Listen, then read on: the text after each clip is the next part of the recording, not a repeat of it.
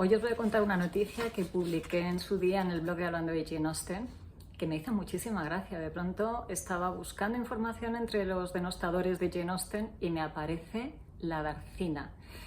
¿Y qué es la Darcina? Pues os lo voy a contar. La Darcina no es nada más ni nada menos que una feromona que se llama así, y no es casualidad, por nuestro querido Mr. Darcy. Y os voy a explicar cómo surge la cosa.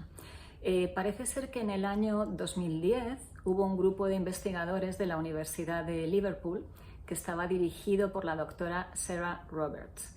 Y este equipo había descubierto una feromona que era única para cada individuo y que apela a la atracción sexual de la hembra hacia el olor de la orina del macho.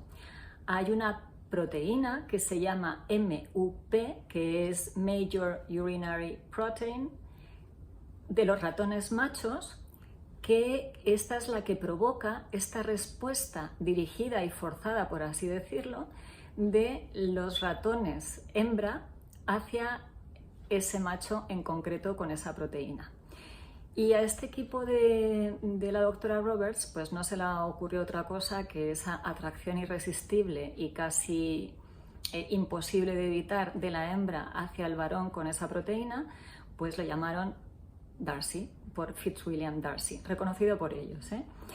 Después, curiosamente, yo esta noticia la compartí en el año 2013 de este equipo, pero es que en el año 2020 se amplió la investigación y hubo otro grupo de investigadores de la Universidad de Columbia, entre los que estaban los doctores Kepex y Axel, y además en un artículo que se publicó en la revista Nature, y la revista Nature es el top del top, o sea, para que quienes pueden estar pensando que esto es una broma, pues no lo es en absoluto. Y entre otras muchas cosas que explican estos investigadores en el artículo que publicaron en Nature, pues a mí la que más gracia me hizo es que detectaron que el efecto de esta feromona o de esta proteína era casi inmediato. Las hembras tardan entre 10 y 50 minutos en responder, o sea que caen fulminadas las hembras ante este olor. Es verdad que este experimento se hizo con ratones y se sabe también que hay otros animales que también tienen un efecto con esta feromona. Por ejemplo, las hormigas las segregan cuando hay un peligro que pone a todas las demás en alerta. A mí la que me gustó fue la de las mariposas, que es que la mariposa macho tiene unos pelillos en la cabeza que se los frota y al instante la hembra cae rendida ante él. Bueno, pues sí, pues como con Mr. Darcy, ¿no? Me parece.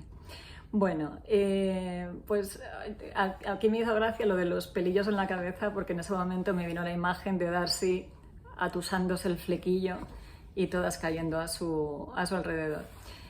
Bueno, también hay que decir que probablemente el atractivo de Darcy no era precisamente su olor, pero bueno, ya hablaremos de ello.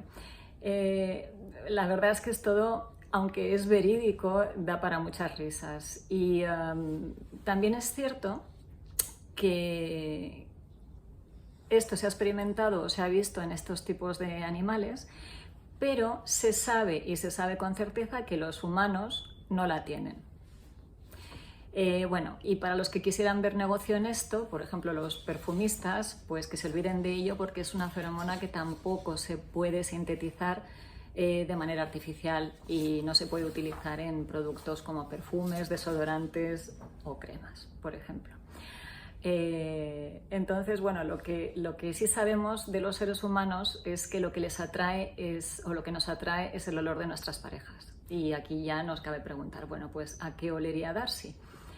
Pues yo creo que seguro que muchos estáis pensando que lo que le olía era la billetera, porque la verdad es que lo que le sacaban todas de bien al pobre Darcy era las rentas que tenía anuales y no tanto su olor personal o su atractivo personal. Pero bueno, eso se lo dejamos a Lizzie.